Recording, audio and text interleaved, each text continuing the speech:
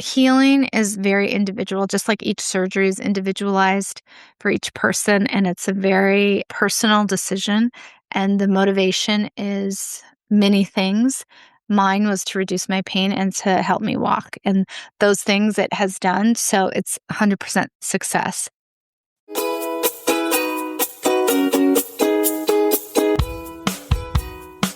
Hey, beautiful soul, and welcome to Dear Body, I'm Listening, the podcast for women living with chronic illness, invisible symptoms, and the quiet grief of feeling dismissed in your own body. I'm Donna Piper, and here we tell the truth about healing, the messy parts, the hopeful parts, and the parts no one prepared us for. This is a space for real talk, nervous system safe support, and learning to trust your body again, one breath at a time.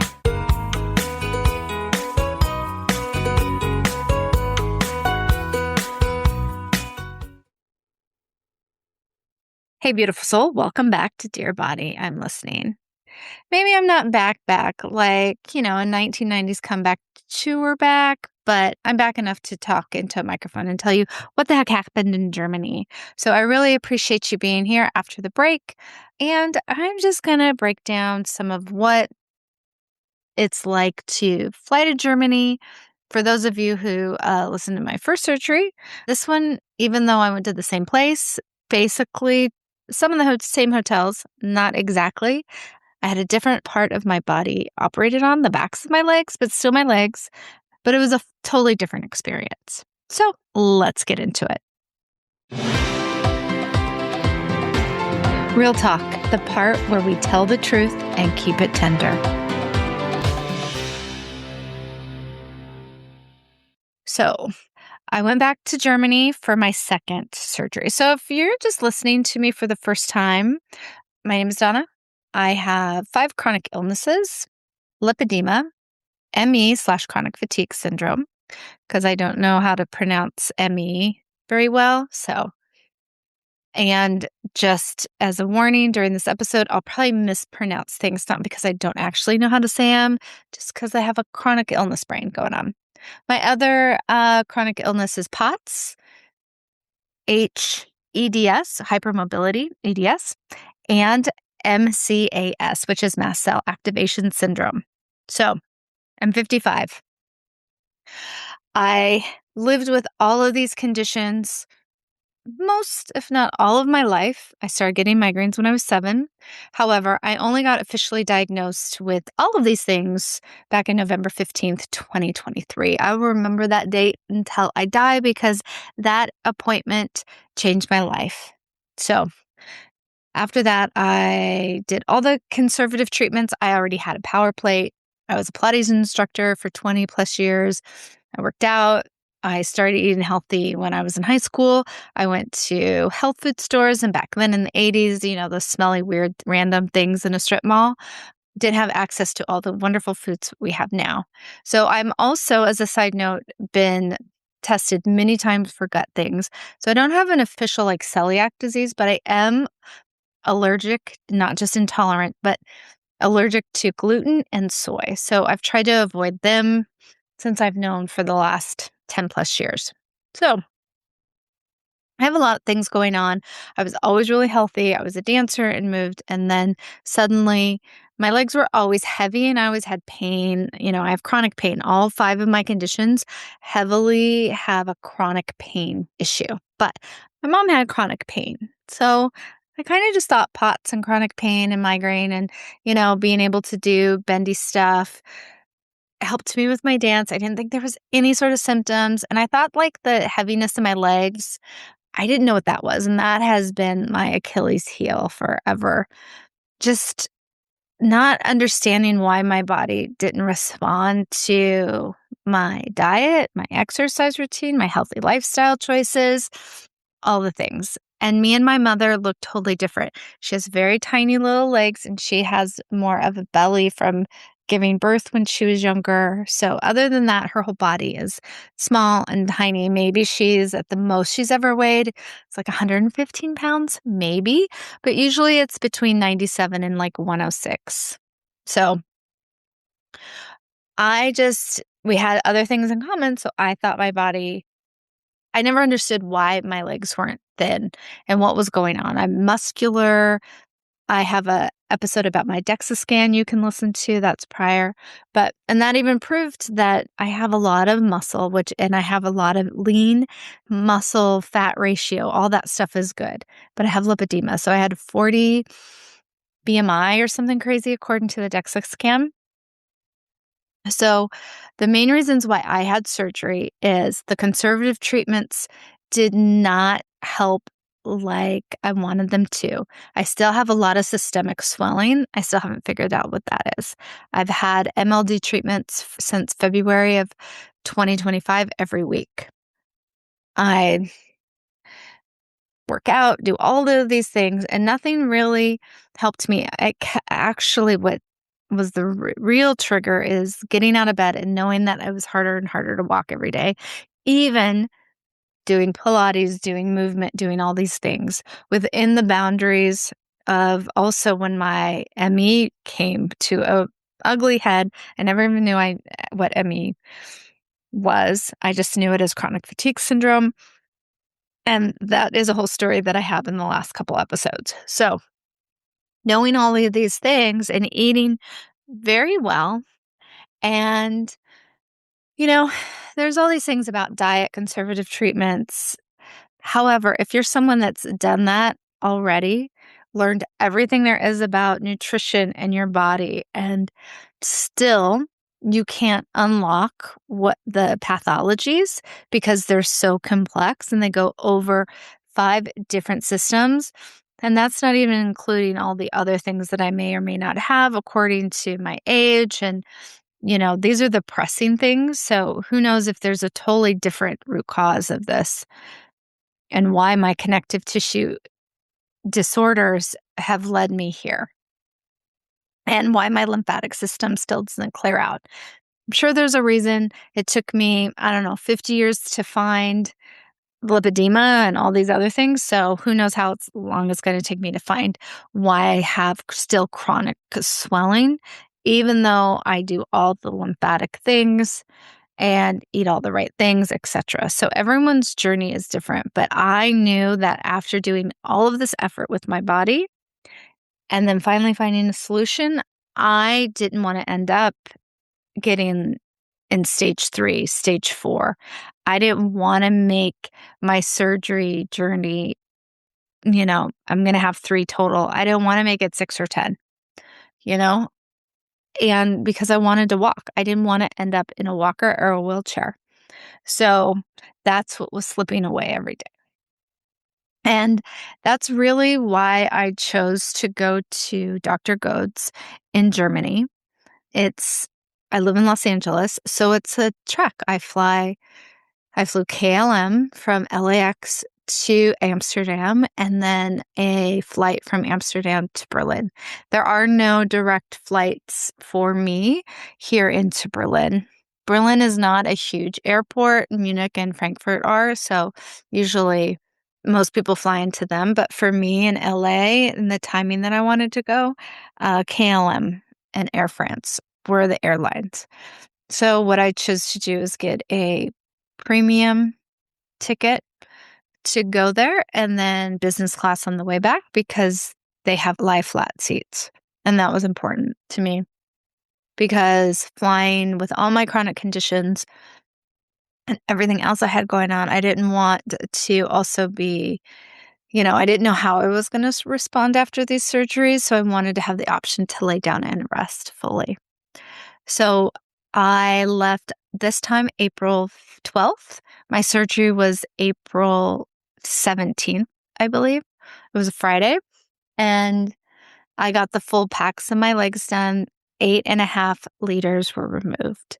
When you fly into Berlin, you can either get picked up, you could take the train, you could take a cab, just go outside, or the clinic that I am getting treated at, they have a relationship with the car service. So it's not cheap. It's 130 euros to drive from the airport to this clinic they say 90 miles away. It could take 45 minutes to an hour plus to get there. It seemed like all the trips were quick for me. I chose to fly into Berlin Airport, then stay over at the Berlin Airport hotel, which I loved. And then once I kind of, got off the plane, showered, did all that stuff, rested, then I would go into bed belsing. So this time I rented an Airbnb, which for me, I was traveling alone. I'm a solo traveler. I do have a husband, no kids. I do have a cat, but friends and family offered to go with me, but I really wanted to do it by myself because I didn't know how I was going to respond. So I didn't feel that I needed someone there with me. I didn't, and it worked out. But once you go into this small little town, when I got a Airbnb, they don't serve breakfast. You're on your own to go to the grocery store and whatnot. And I actually was having a lot of my POTS symptoms and some of my ME symptoms come back at the end of my recovery from the front of my legs. So about a month, maybe 3 weeks before I was leaving on April 12th, I started to get more tired. I started to get flares. And then that week that I was there, I was very sensitive to all the smells in the room. I had not had that at all when I was there before, but my MCAS was flaring up as well. So I was getting headaches each day, which I hadn't the last trip. So on top of all that, my energy being low, getting headaches, really being triggered and flared up by smells, having to go to the grocery store and figure out food and all of that stuff in Germany was a little too much. So for me as a solo traveler, next time I go, I'm going to go to a hotel that at least offers breakfast. And then all I have to worry about is lunch, maybe dinner. And then so I'm not like thinking about all this stuff and then preparing and then cleaning up meals. And the Airbnb was perfectly lovely, but again, there was some cleaner the whole trip or something that they used because it was like at all the hotels and the Airbnb. So I'm thinking it was some sort of cleaner that was triggering me. Then I checked into the hospital and then I got marked up, and then you go in for the surgery. In the backs of my legs, they took 8.5 liters. For the front of my legs, they took 10.5 liters. So now I have a total of 19 liters removed. And I'm not really sure how they measure it. I've never really asked. I know it's a combination of like probably some of the fluid that they give you before they take out. So they fill you up with this fluid when you're like, as you're getting ready for anesthesia, to make the liposuction actually go well so they can get in there. They use 3 different types depending on what is needed for you: power assisted, water assisted, and then they also do manual extractions. So depending on what you need, you'll get either all 3 or one of those techniques. 2 doctors work on you at the same time. So you're in the operating room as quick. So you're in and out as quick as possible with getting the full amount that is needed to be removed.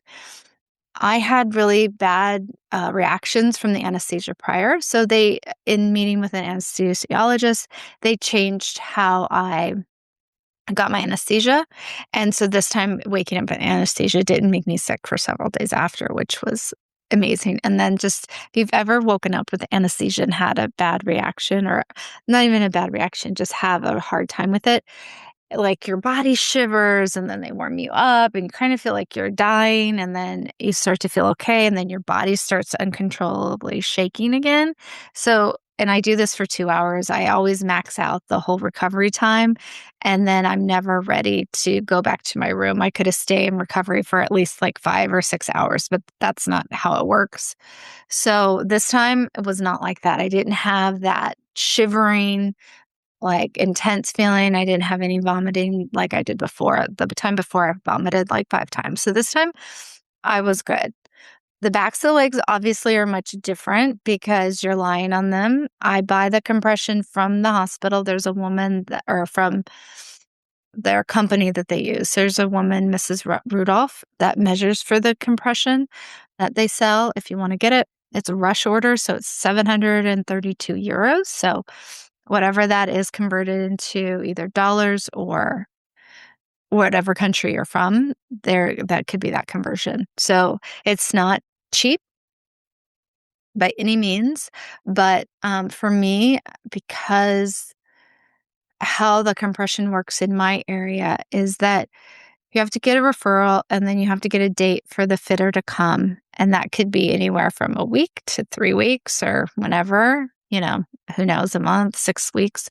And then from there, once you get measured, it could be anywhere from 2 weeks to 6 weeks to get the compression.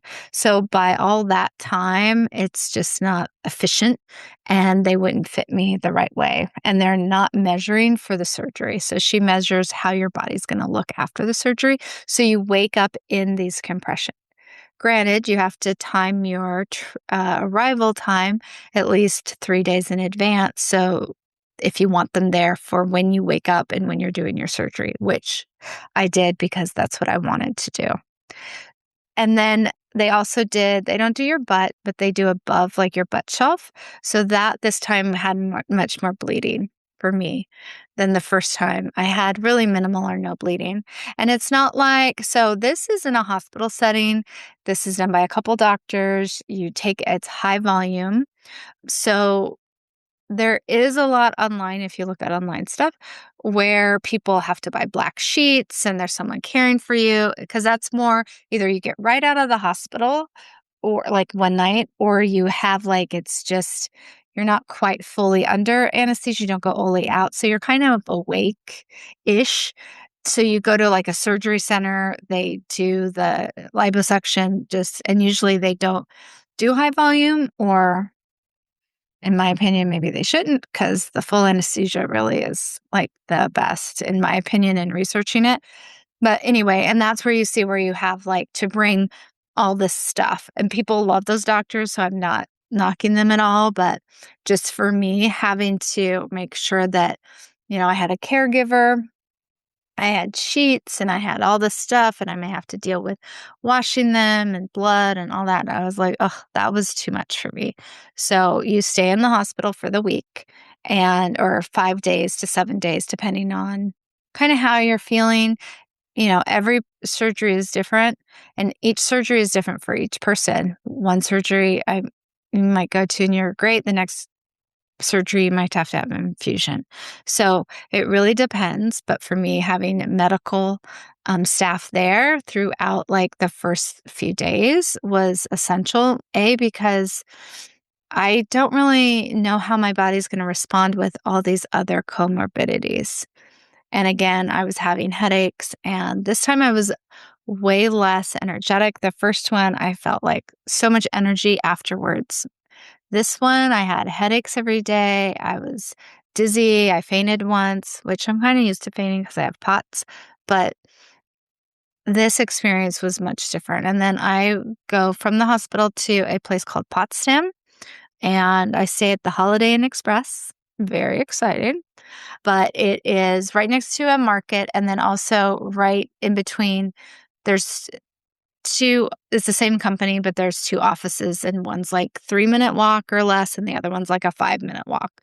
But I went there the first time, and it's Monday through Friday.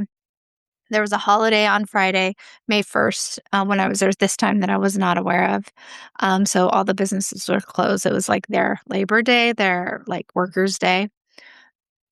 So I went to there and I got MLD every day, Monday through Friday. So I was there on a Thursday, Friday, then the next week, and then Monday. And then I went back to the airport hotel and then back home. I also found out, and I got a referral with one of the ladies that was in the ward with me, that there was a few people that will come to your hotel and do MLD. So because there was a holiday, I had this woman come twice over the weekend for MLD because she was available. So I had a lot of MLD. I didn't walk as much as I thought I would because I didn't have as much pain in my legs, but my energy was low and my headaches were pretty consistent. So I really needed to manage my energy and manage my care that way. I bought a pad for afterwards, like to use on the ride to the hotel and I could take with me to put on seats and stuff. I left it in the van. So the first time I used it, I left it in the van. So I got it back the day I left. So that wasn't necessary. And then I got a toilet seat that was cushioned. However, the toilet seats there are higher. I'm only 5'4" ish, short legs. So once you put it on there, your toilet seat, it brings it up like an inch and a half, 2 inches. So it was very painful getting on and off that because it was raised and how it hit the back of my leg. So I ended up not using that. So those two things were definitely not needed.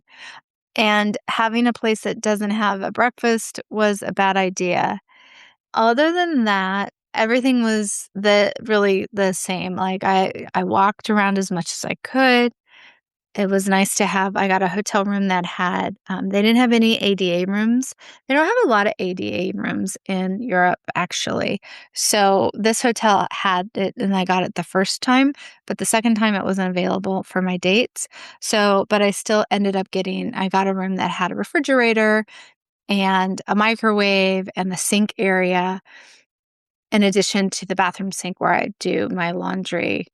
I did find that they have a close laundromat that I may use next time because I'm going to be doing arms and abs, but my energy wasn't up to kind of figure all that out. Because that is a thing when you go over to Europe, if you don't know the language, which I don't know German. I've tried to learn it, but it's kind of easier when I try to speak German. They always act like they don't understand what I'm saying, and then I'm like, "Did I say that wrong?" And they're like, "No." But for whatever reason, there's like this disconnect. So it's easier to kind of do broken English or use a translator app. That really saved me. This time I was much more clumsy and I lost things. Like I lost my AirPods on my plane. I kind of did more of like tripping. I didn't ever fall, but my just motor skills and everything were a little off, and I never lose anything. And like I said, I left my pad thing. So things weren't really clicking and firing. And that's probably more due to my ME, which is chronic fatigue syndrome. It really has to do with how your brain talks to the central nervous system. And so you get a lot of brain fog. There's a lot of processing issues that can happen. Same with so they kind of like, is it migraines because of the ME or migraines because of the hypermobility? They're all connected within there. So, but part of my migraine clusters are that I don't remember. I don't like my words don't come out well. Like you can hear me kind of struggling a little bit for thinking what I say. Sometimes it's really smooth, and other times it's kind of glitchy.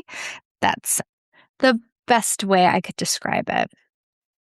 The one thing, though, I think had more emotion. Looking at my legs at the beginning, I didn't think that much had changed. So there is a huge body dysmorphia sort of disconnect with me. But that is something that I knew that was gonna come up along my journey. I just didn't know when. And that's the thing with these surgeries. You just never know when it's gonna happen if you choose to do surgery. So I'm not promoting any one surgeon. This is my experience. I don't even know if they know even I have a podcast. So I don't really tag them in anything. I wanna go through my whole healing journey with my everything like just about me. And then at the very end, maybe I'll ask Dr. Goetz to do an interview or someone from his staff. But I really I'm not a surgery person. I had one surgery before my tonsils out, and that was it. So I'm not someone that has surgeries. I'm not someone that is in the medical system like that. So I really had no idea what to expect and what to do. So I want to wait till my full kind of 2 years to get through all this and see how my body really responds. Because there is a part of this that I feel is very so healing on all these levels. If you don't know, I was a dance movement psychotherapist, and I've worked with trauma as my main deal, PTSD. And there is something sacred in healing. It's so not glamorous. I was bruised up and, I have all these like little tiny incisions. It's super uncomfortable. You're in these compression that aren't always comfortable.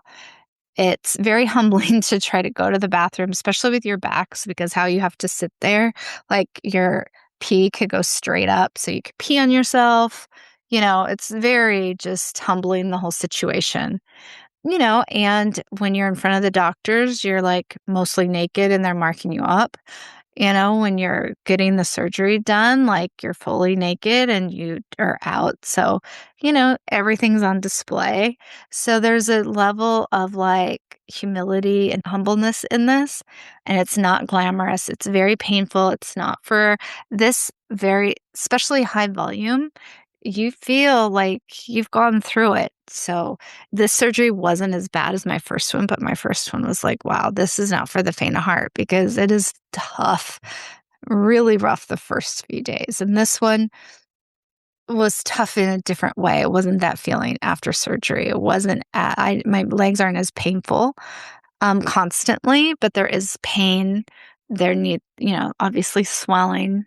And there is a sense of kind of like, okay, now my legs are done. At first, the first one, they're like, okay, this is like half done. What are they going to look like? And now I kind of know what they look like, what the shape is. So now I have to really deal with the reality of how can I be in the smaller body and be comfortable and shifting my whole perspective of who I am in my body. So again, healing is very individual, just like each surgery is individualized for each person, and it's a very personal decision. And the motivation is many things. Mine was to reduce my pain and to help me walk, and those things it has done. So it's 100% success. What I really need to be working on, and what I am actively working on, is how to kind of be in this body and how my other comorbidities might change and fluctuate, how to support that, how to support my healing here, and mentally, how to support, like, how am I showing up differently in my body? And really reminding myself that my body is really this, it's amazing, it's healing, it's on my side, it's helping me, and I just need to find the ways to support it. The Connective Thread, where the body, story, and science start holding hands. And so now I want to just zoom out from here's what happened to what does this mean for, women with chronic illness, or obviously having surgery is a major decision financially, emotionally, mentally, physically, all that. And even when it's planned, even when you choose it, even if it was successful, your system still has to go through anesthesia, pain, unfamiliar surroundings. If you go to a different country, language barriers, blood fluid loss, travel stress, how your body's being handled, anesthesia, like moved, all those things. Asking and needing help with basic things, uncertainty, like, is this going to work? Is this, am I going to be one of those people that have to go in, and have an emergency situation? Is there going to be an infection? So there's a lot of vulnerability, but your body just doesn't say, oh, fabulous. This was a medically planned event with paperwork, I'm cool. Everything's in order. Your body is like, hey, excuse me, bestie, we got opened up, things got moved around. And it is really more about like how to manage your expectations and how to really start to move in with this process. Because if you kind of look at a success or failure right away or the moment after surgery, I thought both times before it, after, like, what the hell am I doing? Why am I doing this? And then the pain after the surgery happened, I'm like, oh, why did I do this? Like, I don't know if I can do this. But as you heal and time goes on, I was able, like, okay, I'm walking. So that's awesome. And recovery is not linear. And just because, again, even so, say you had a surgery and it was quote unquote awful, like you had blood transfusion, you got infections, this and that, like everything that could go wrong did. that doesn't mean that the next surgery is going to go exactly like that. It could be totally different. So you really have to look at each surgery individually, how your body is responding. Your swelling changes day to day, your energy changes day to day, and your emotions change day to day. So really what feeling better or healthy is, you kind of have to put that in a perspective of like, okay, this is what my body needs now and how I'm healing through it. And then look at the big picture of, okay, why am I doing this? And are the reasons that I'm doing this, are those goals getting met, or actually are they kind of near that ultimate? And that really does help your mindset and help you go through the intensity of this, because it is trauma on the body. There's so much change that happens in a short amount of time. And even if you really, really wanted that, there is an adjustment period. And your recovery is different. Like, getting back to normal, what was normal? I don't want to go back to my normal, right? Because I did all this because my normal was making my quality of life like in the toilet. Like, I don't want that normal, how I was back in January 1st. But this is all new and it's uncertain. And since we're living in these bodies that are chronic illness bodies, that there's a lot of unpredictability, there's a lot of vulnerability in that, there's a lot of mistrust with many things. It's really learning to have a new relationship with your body. Mythbuster moment, because some of what we've been told is absolute nonsense. So let's talk about choosing surgery means you're vain. Let's bust that myth right out of the water, because lipedema surgery is not about chasing skinny. Like, of course, I do want to be skinny. Like, that was a goal of mine for decades. But at some point in this chronic illness journey, my goal became I want to walk, and if possible, less pain. And I wanted to see if, like, okay, like, once I reduce this, how my body's been working with a pathology going, like, you could go into all the lipedema stuff. I have many episodes on that and how it works. But my body was, with all these illnesses, they're not going to the normal roots. They're making these pathological ways, which are, they're piecing it together, like Frankensteining it together to make me breathe and be alive and everything. But it's not optimal health. So now, once this system in my legs is given a chance to reset and kind of start over into a more normal way of functioning, that is really what my goal is. And wanting relief from this, wanting relief from heavy legs, wanting relief, even aesthetic relief from how you try on your pants or clothes fitting, or having your body be disproportionate, or having people look at you like, oh, it's a lifestyle choice, you're just fat, things like that. That is not vanity. A lot of it is mental health, wanting to feel normal and feel at home. So normal meaning like you're not an oddity, like you have to explain what you eat, you have to explain how much you work out, you have to explain yourself to anyone for any reason. All of these things take a lot of toll on you. So having surgery or doing something that changes the lipedema in your body, whatever that is for you, and being comfortable with where you are at, is like the main goal of all of this. And this is the whole reason why I have this podcast, just because there is not a ton of information out there. Like, now my algorithms are set for lipedema stuff, but that's just one algorithm. When I talk to people out in the world, that I see it now everywhere, no one's ever heard of it. So there's still a lot to be done. And choosing surgery as someone just, oh, it's vain or this and that. No, it's not. It's decades and decades of pain. It's canceling plans. It's not being able to walk on vacation. If it's humid, you have to go lie down.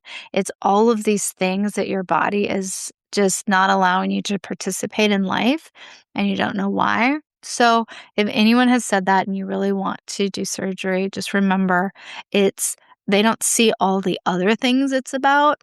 So remember your whys of why you want surgery, and it's really no one else's business. Feel good flow. One small shift, one safer breath, one thing to take with you.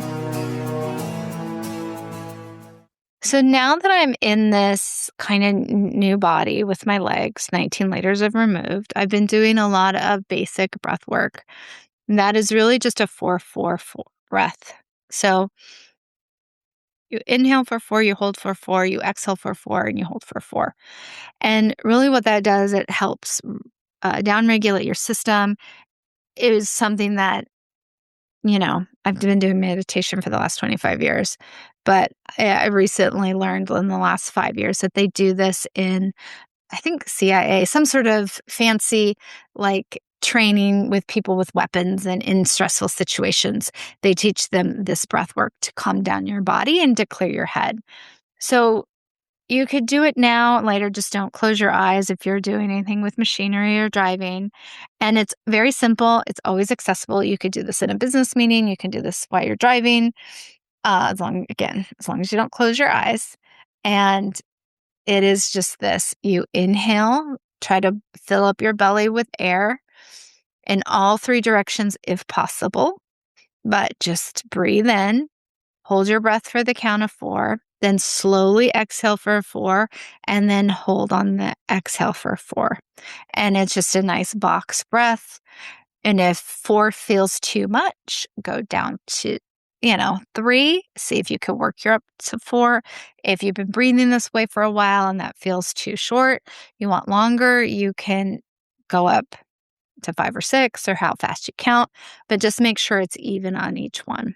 And you could do this anywhere at any time. No one needs to know that you're doing it. If you're in a stressful situation, if you're in a situation where you feel uncomfortable, do it at the doctor's office. It really does help to focus and calm yourself down. And that is the basics. I'm going back to all of my basics, forgetting what I've ever known about Pilates, the body, psychology, nutrition, all this stuff into a degree. Like, I still can't have gluten or soy, and I eat in an anti-inflammatory sort of way. However, I'm really going back to figuring out, like, okay, what does this body need? And then in the future, when I go back in October for my next surgery, I'll have to look at what does that body need. This is shared education and lived experience, not medical advice, and is not meant to be. Check in with your body, check in with your clinician, and find out what fits your life. So thank you again for listening, sticking with me as I had a break, which was unintentional between these episodes. I like to have weekly episodes, but I was just unable with my energy. And I'm still healing. I am feeling better mostly every day, but a few days I'll have good days and bad days. That's my invisible illness, chronic illness journey sort of kind of rhythm. So I'm honoring that. And next week, we're going to get back into all the yummy books that I have. We're going to finish some of the Perrin. There's a new Lipedema book out that Catherine Seo and Leslyn Keith, and I think Dr. Stanley, I can't remember his last name, but it starts with an R. They put together with lots of all of the professionals across the world to try to give a textbook for lipedema, which is amazing. So I pre-ordered it back in July and I just got it like May 10th or something. So I'm going to be reading that and doing podcasts on that. There's also some other, I have this whole library of books that I've read about lipedema and not about healing. So I really want to share those things with you because I think it's important to have some knowledge base, because the more you look at all of these different areas, then the more you could start to connect the dots. Not everyone presents all the same way. But the more information that you have, you can be like, oh, I have this one thing and maybe that can help with this thing. So it's really breadcrumbs, unfortunately. So again, thank you so much for your support. And if this episode has helped you feel less alone in your own healing process, send it to someone. also that may need permission to recover without performing, or feeling bad about their decisions, or really just needing a little bit of extra, like, hey, you're not alone. And this is definitely different day by day, but that doesn't mean that it's a negative. It's just how life is. So until next time, keep listening gently. Your body may be loud right now, but she's not wrong. She just may finally be telling you some truths which you need to hear, and you're ready to listen. Thanks for listening to Dear Body, I'm Listening. If this episode helped you feel a little more seen, a little more steady, or a little less alone in what your body has been carrying, share it with someone who might need that too. And remember, there's nothing wrong with you. You've just been living in a body that hasn't been understood. Until next time, keep listening gently.